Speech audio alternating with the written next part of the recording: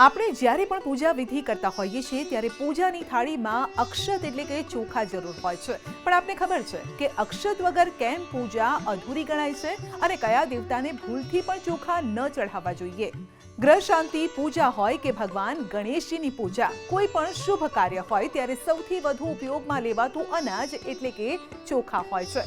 હિન્દુ ધર્મમાં જ્યારે પણ આપણે પૂજા કરીએ છીએ ત્યારે ભગવાનને આહ્વાન કરવા અને તેમની પૂજા કરવા માટે અક્ષતનો ઉપયોગ કરવામાં આવે છે.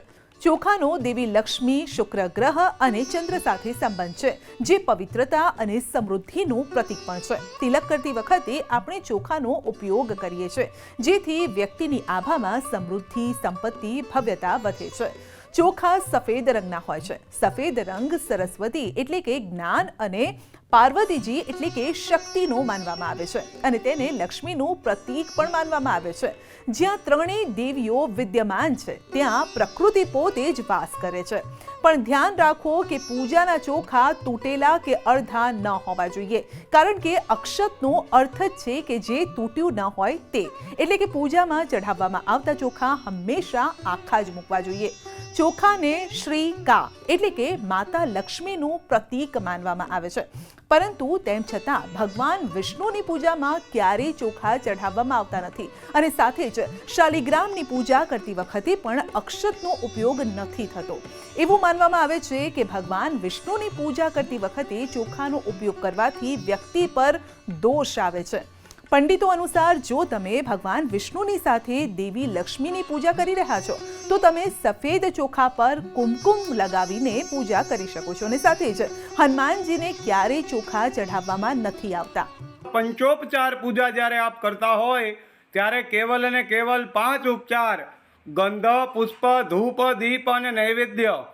તો આ પંચોપચારની અંદર અક્ષતનો ક્રમ એ આવતો નથી.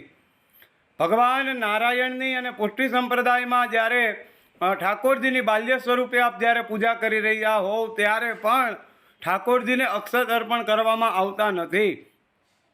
અને વિશેષતઃ જ્યારે મહાપ્રભુજી કે ઠાકોરજીની પૂજા હોય ત્યારે હરિદ્રાયુક્ત એટલે કે હળદરવાળા ચોખા કરી અક્ષત એ કરી અને એ ઠાકોરજીને એ સમર્પણ કરવામાં આવતા હોય છે. આપણે જ્યારે પણ પૂજા વિધિ કરતા હોઈએ છીએ ત્યારે પૂજાની થાળીમાં અક્ષત એટલે કે ચોખા જરૂર હોય છે, પણ આપને ખબર છે કે અક્ષત વગર કેમ પૂજા અધૂરી ગણાય છે અને કયા દેવતાને ભૂલથી પણ ચોખા ન ચઢાવવા જોઈએ? ગ્રહ શાંતિ પૂજા હોય કે ભગવાન ગણેશજીની પૂજા, કોઈ પણ શુભ કાર્ય હોય ત્યારે સૌથી વધુ ઉપયોગમાં લેવાતું અનાજ એટલે કે ચોખા હોય છે. હિન્દુ ધર્મમાં જ્યારે પણ આપણે પૂજા કરીએ છીએ ત્યારે ભગવાનને આહ્વાન કરવા અને તેમની પૂજા કરવા માટે અક્ષતનો ઉપયોગ કરવામાં આવે છે.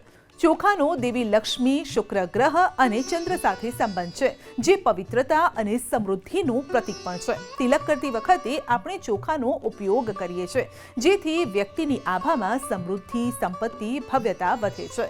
ચોખા સફેદ રંગના હોય છે. સફેદ રંગ સરસ્વતી એટલે કે જ્ઞાન અને પાર્વતીજી એટલે કે શક્તિનો માનવામાં આવે છે અને તેને લક્ષ્મીનું પ્રતીક પણ માનવામાં આવે છે.